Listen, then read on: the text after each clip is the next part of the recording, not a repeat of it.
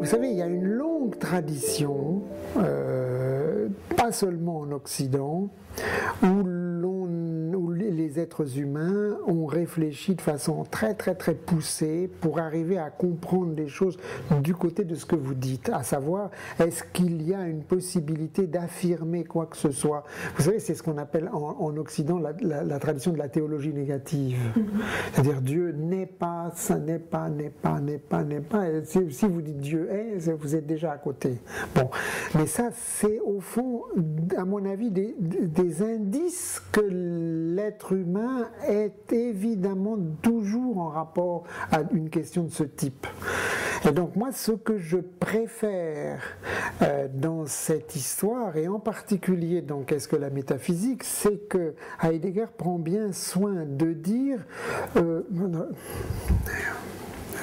là j'exagère un peu parce que j'allais dire un truc, c'est ma manière de voir, hein, comment il fait.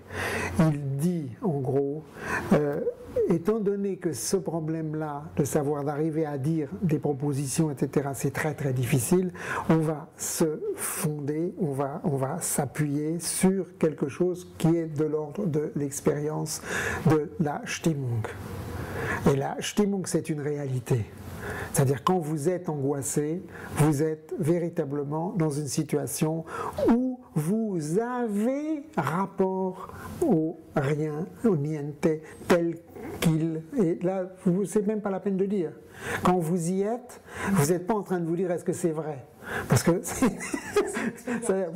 vous êtes secoué. Et donc, pour lui, c'est ça, c'est l'important. C'est-à-dire, là, vous faites l'expérience et vous savez que, c'est-à-dire, moi j'ai toujours dans la conférence de Bologne, je disais que savoir, c'est sapere. C'est-à-dire, on le goûte. L'amertume, elle est là.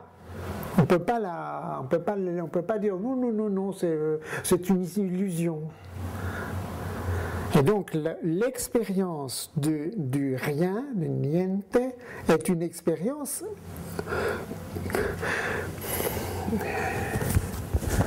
je crois que je peux dire que je ne m'avance pas trop en disant que il n'y a probablement aucun être humain qui n'ait pas fait un jour ou l'autre l'expérience de l'angoisse, même s'il ne sait pas que c'est l'angoisse. Mais il tremble comme on tremble dans cette circonstance. Et c'est évidemment quelque chose qui est en rapport avec le Sein zum Tode, l'être en rapport à la mort.